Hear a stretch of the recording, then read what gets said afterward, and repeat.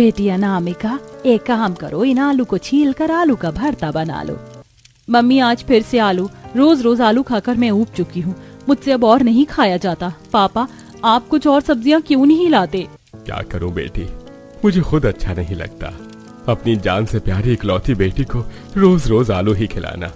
मेरा भी बहुत मन करता है कि मैं अच्छा अच्छा खाना अपने परिवार को खिलाऊं, पर मेरी जो कमाई है वो 100 से 200 रुपए है। ये लड़की भी ना, ये नहीं कि घर के हालात को समझे, जिद्दी है एक नंबर की। अब गुस्से से अनामिका आलू को छीलती है, उसमें प्याज मिर्ची नमक तेल डालकर आलू का चोखा बना लेती है, जिसके बाद पूरा परिवार जमीन पर बैठकर आलू रोटी खाते हैं। इसी तरह अगले दिन अनामिका अपने घर में रोटी के ऊपर आलू डालकर खा रही होती है कि तभी उसको शाही खाने की खुशबू आती है और वो खुशबू को सूंघते हुए रोटी खाते खाते घर से बाहर जाती है, जहां दावत का शाही खाना बन रहा होता है। भैया जी, आपके बन रहे शाही खाने से बहुत अच्छी खुशबू आ रही है, थोड़ा सा ये शाही खाना मेरी रोटी पर डाल दीजिए ना। अरे चलो चलो, पता नहीं कहां कहां से आ जाते हैं मुंह उठाकर। अरे भिखारियों के लिए नहीं बन रहा ये शाही खाना। तभी वहां पर सुमित्रा आती है। क्या कह रही है ये? इसे भी चाहिए ये शाही खाना? अरे कुत्ते वाली नाक है क्या जो सूंघते सूंघते अमीरों की दावत में आ गई। चल निकल यहाँ से, इतना ही शाही खाना खाने का शौक है तो अपनी माँ को बोल बना कर खिलाए। अब नम आंखों से अनामिका खाने को देखते देखते चुपचाप वहां से आ जाती है। इसी तरह अब कॉलेज में भी अनामिका के दोस्त उसके टिफिन में आलू रोटी देखकर, अरे यार अनामिका, ये क्या तू हर रोज आलू आलू लेकर आ जाती है? आज भी तेरे टिफिन में आलू है? क्या करूं रिया, जितनी मेरे पापा की कमाई है उसमें मेरे घर में आलू के सिवा और कुछ नहीं आ पाता, इसीलिए मुझे उबले हुए आलू में ही नमक तेल मिर्च डालकर खाना पड़ता है। अरे भाई, जब इतनी गरीब है तो कॉलेज कैसे कर रही है? यही तो गलती की मैंने मीनाक्षी, जो जिद करके इस महंगे कॉलेज में अपना दाखिला करवा लिया और मेरे पापा ने ब्याज पर पैसे लेकर इस कॉलेज में मेरा एडमिशन कराया और अब वही ब्याज के पैसे चुकाने के चक्कर में मेरे पापा दिन रात दिहाड़ी मजदूरी का काम करते हैं। अरे बस यार, हमें नहीं सुननी तेरी ये बोरिंग स्ट्रगल वाली कहानी। सच कहूँ तो तेरे साथ बैठ कर तो हमारा स्टैंडर्ड ही खराब हो जाता है, तो चली जा यहाँ से। अपने दोस्तों का बदलता व्यवहार देखकर अनामिका को बहुत दुख पहुंचता है और वो आंखों में आंसू लिए टिफिन लेकर पार्क में आ जाती है। वहीं दूर खड़ा अनिकेत ये सारी चीजें देख रहा होता है और फिर उसके पास जाकर उसको रुमाल देते हुए कहता है, चुप हो जाओ अनामिका, आंसू पोंछो अपने। और तुम क्यों इन लोगों की बातों का बुरा मानती हो? ये लोग तो शो ऑफ के चक्कर में बर्बाद हैं। मैं समझ सकता हूँ तुम्हारी परेशानियां, छोड़ो, तुम मेरे साथ लंच करो।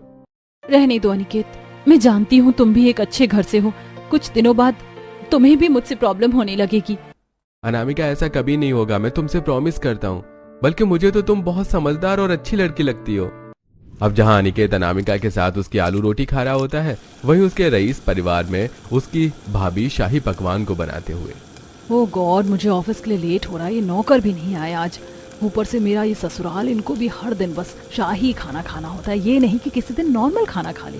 अच्छा होता कि मेरी भी एक देवरानी होती जिसके साथ मिलकर मैं सारे काम निपटा लेती। अब तो देवर जी की भी शादी करनी होगी। अब ऐसे ही कुछ महीने गुजरते हैं और अनामिका की दोस्ती अनिकेत के साथ बहुत ही गहरी हो जाती है और अनिकेत अब उसे बहुत पसंद करने लगता है। तभी एक दिन अनिकेत अपने घर की बालकनी में चक्कर काट रहा होता है। क्या हुआ अनिकेत, कोई बात है क्या? परेशान लग रहे हो? अरे नहीं नहीं नहीं भाभी, कुछ नहीं, मैं ठीक हूँ। क्या हुआ, बोलो।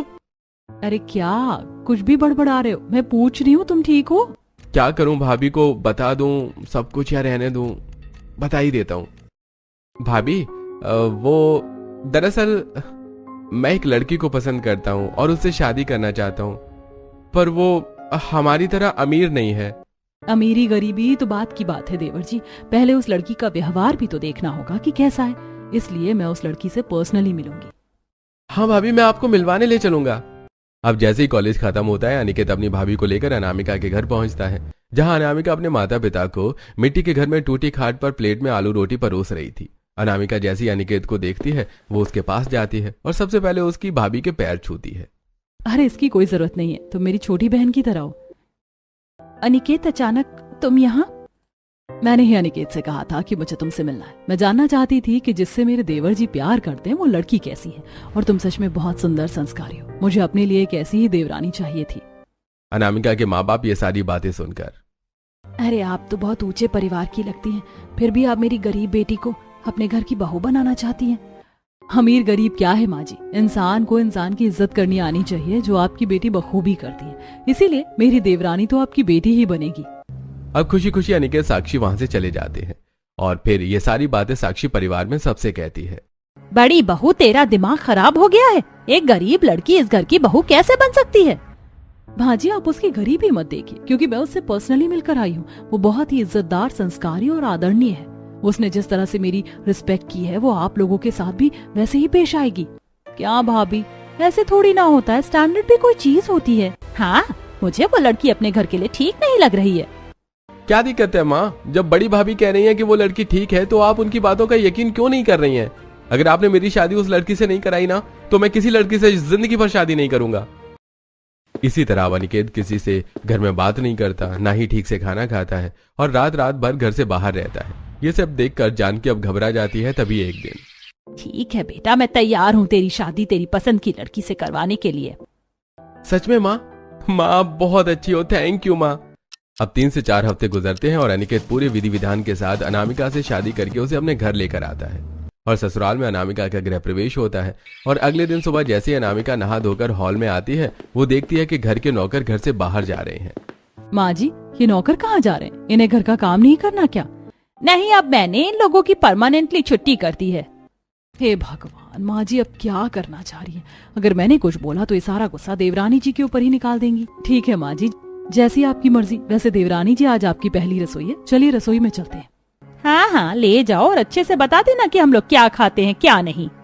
अब साक्षी अपनी देवरानी को लेकर रसोई में आती है, जहाँ रसोई काफी आलीशान और ऑटोमेटिक होती है। कई मशीनें रखी हुई होती हैं वहाँ पर। अरे बाप रे, इतनी महंगी महंगी मशीनें, इलेक्ट्रॉनिक चूल्हा, माइक्रोवेव, डिश वॉशर, रोटी मेकर, इतना सब कुछ है यहाँ। पर मुझे तो इसमें से कुछ भी इस्तेमाल करना नहीं आता। ऐसे मैं अपनी पहली रसोई का खाना कैसे बनाऊंगी? जेठानी जी, टेंशन मत लो देवरानी जी, मैं हूं ना, मैं आपको सब बता दूंगी। और खाने में आपको सब कुछ शाही ही बनाना है, जैसे मटर पनीर, शाही पुलाव, शाही चाप, शाही बिरयानी और शाही घी में मूंग दाल का हलवा विद ड्राई फ्रूट्स। ठीक है जेठानी जी, आप मुझे समझा दीजिए, मैं सब बना लूंगी। अब साक्षी अपनी देवरानी को ऑटोमेटिक चूल्हा, माइक्रोवेव इस्तेमाल करना सिखाती है, जिसके बाद अनामिका अकेले ही रसोई में पनीर काटकर शाही पनीर, चिकन धोकर शाही बिरयानी, शाही चाप, शाही पुलाव, पूड़ियां बनाकर तैयार करती है और लाकर डाइनिंग टेबल पर परोसती है। खाने से बहुत अच्छी खुशबू आ रही होती है। अरे वाह, खाने से तो बहुत अच्छी खुशबू आ रही है। और देवरानी जी, आप खड़ी क्यों हैं? आइए यहाँ मेरे साथ बैठिए और खाना खाइए। अब अनामिका जैसे ही पहली बार शाही खाना अपने मुंह में लेती है, वो खुशी से कहती है, ये खाना तो बहुत स्वादिष्ट और लजीज है। आज पहली बार शाही खाना खाकर कितना सुकून मिल रहा है। मेरा तो सपना था शाही खाना खाने का। हाँ हाँ, अपने अमीरों वाले सपने पूरे करने के लिए ही तो तूने मेरे बेटे को फंसाया था। अब खा जी भर के शाही खाना। हाँ सही कहा माँ, मुझे तो लगा था इस गरीब लड़की से ये शाही खाना नहीं बनेगा और ना ही ये शाही खाना खा पाएगी। अरे आप लोग ऐसा क्यों कह रहे हैं अनामिका को? माँ जी, शिखा, आप लोगों को ऐसे बात नहीं करनी चाहिए देवरानी जी से। आपको तो ये सोचना चाहिए कि जिस इंसान ने आज तक कभी शाही खाना नहीं खाया, उसने इतनी मेहनत करके आप लोगों के लिए शाही खाना बनाया ताकि आप लोगों को अच्छा लगे। अब सबको खाना खिलाकर अनामिका झूठे बर्तनों को धोने लगती है। इसी तरह अगले दिन अनामिका नहा धोकर रसोई में आती है कि तभी रसोई में पैंट, कोट और हाथों में बैग लेकर उसकी जेठानी वहां आती है। चलिए देवरानी जी, मैं ऑफिस जा रही हूँ। ऑफिस? हाँ देवरानी जी, मैं जॉब करती हूँ। हस्बैंड के एक्सपायर होने के बाद उनकी कंपनी मैं ही चला रही हूँ और मैं कल ऑफ पर थी क्योंकि कल तुम्हारी पहली रसोई थी ना। तुम सब समझ तो गई ना रसोई कैसे संभालनी है। सॉरी जेठानी जी, मैंने कभी इस बारे में अनिकेत से पूछा नहीं और आज अचानक पता चला, सॉरी। अरे कोई बात नहीं, तुम अभी बच्ची हो, तुम इतना मत सोचो। चलो मैं चलती हूँ। साक्षी के जाने के बाद अनामिका रसोई में कई तरह का शाही खाना बनाती है, जैसे शाही मटन कोरमा, शाही दाल मखनी, शाही राजमा पुलाव, पूरी, मीठे में शाही खोए के लड्डू, ये सब बनाकर डाइनिंग टेबल पर परोसती है। सभी लोग खाना खाते हैं।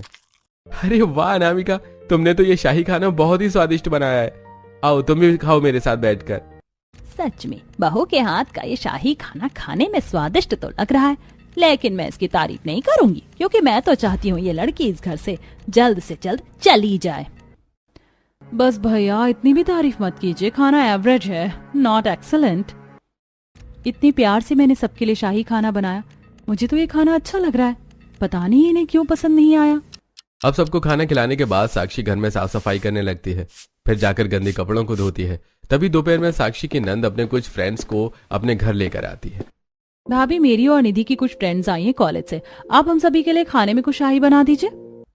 हे भगवान, कल से अब तक शाही खाना बना बना कर तो मेरी कमर टूट गई है, और अभी तो जस्ट मैं कपड़े धोकर उठी हूँ। ठीक है, मैं अभी बनाकर लाती हूँ। अब अनामिका रसोई में आती है और फिर से शाही पनीर, शाही मलाई चाप, शाही कोफ्ते, नान, पुलाव, मीठे में बर्फी बनाकर शिखा सारे पकवान निधि के कमरे में लेकर जाती है। अरे वाह, खाने से तो बहुत अच्छी खुशबू आ रही है। नायरा, मैंने तुम्हें क्या कहा था? अरे छोड़ो, मैं क्या कह रही थी। भाभी, हम लोगों के लिए ना आप शाही चिकन बिरयानी बना दीजिए, हमारा नॉनवेज खाने का मन कर रहा है। अच्छा रुकिए, मैं बना कर लाती हूँ। अब अनामिका जाकर रसोई में शाही चिकन बिरयानी बनाने लगती है। वहीं नायरा, अरे यार, तू क्यों हमसे जबरदस्ती अपनी भाभी से और शाही खाना बनवाने को बोल रही थी? इतनी मेहनत से तो उन्होंने ये सब बनाया ही था ना। अरे चुप कर, इतनी दया दिखाने की कोई जरूरत नहीं है इस गरीब लड़की पर। अरे हम चाहते हैं कि वो इस घर में इतनी परेशान हो जाए कि ये घर छोड़कर ही चली जाए। शिखा इतना कहती है कि इतने में अनामिका शाही चिकन बिरयानी बनाकर उनके कमरे में दे जाती है। अब सभी फ्रेंड्स स्वाद लेकर शाही चिकन बिरयानी खाते हैं। अब 2 बार शाही खाना बनाकर, झूठे बर्तनों को धोकर, कपड़े धोकर, सारी साफ सफाई करके अनामिका बहुत ज्यादा थक जाती है और वो थोड़ी देर जाकर लिविंग रूम में बैठ जाती है और उसकी आंखें अब धीरे धीरे बंद होने लगती हैं कि तभी वहां जानकी पड़ोस की सरला, विमला, कमला को लेकर पहुंचती है। आराम क्या फरमा रही है बहू? जा जरा हमारे पड़ोसियों के लिए शाही पकवान बना दे, ये सब शाही खाना खाने के लिए आए हैं यहाँ। अच्छा माँ जी, मैं अभी लेकर आती हूँ। अनामिका रसोई में आती है तो वो देखती है कि कई तरह के सामान अब रसोई में खत्म हैं, जैसे पनीर, खड़े मसाले, सोया चाप आदि। हे भगवान, सामान तो है ही नहीं, अब मुझे मार्केट जाना पड़ेगा। अब अनामिका मार्केट आती है। मार्केट से पनीर, सोया चाप, कुछ खड़े मसाले खरीदती है और फिर घर आकर रसोई में सबके लिए शाही मलाई चाप, शाही मटर पनीर, शाही पुलाव पूड़ी बनाती है और कुछ देर बाद डाइनिंग टेबल पर सभी को सर्व करती है। अब सभी लोग अनामिका के हाथ का बना शाही खाना खाते हैं और सभी को खाना बहुत अच्छा लगता है। शाही खाना खाने के बाद सरला कहती है, जानकी, तेरी बहू ने तो शाही खाना बहुत ही अच्छा बनाया है, ऐसा खाना तो मेरी बहू ने आज तक नहीं बनाया। अब सभी लोग अनामिका के शाही खाने की तारीफ करके वहां से चले जाते हैं। देखते ही देखते रात के 9 बज जाते हैं। अनामिका बर्तनों को रसोई में धो रही होती है कि तभी ऑफिस से उसकी जेठानी आती है। अब तक काम नहीं हुआ घर का? रात के 9 बज गए हैं। वो जेठानी जी, काम तो समय से ही हो जाता है, लेकिन दोपहर में निधि और शिखा की कुछ फ्रेंड्स आ गई थी तो उनके लिए शाही खाना बनाने लगी। फिर वहाँ से फ्री हुई तो माँ जी के साथ पड़ोस की कुछ औरतें आ गई थी और माँ जी ने बोला सबके लिए शाही खाना बनेगा, तो फिर उन्हें शाही खाना बनाकर खिलाने लगी। फिर उनके जाने के बाद साफ सफाई की और अब जूठे बर्तन धो रही हूँ। अरे, निधि और शिखा तो हमेशा अपने दोस्तों से बाहर मिलती हैं।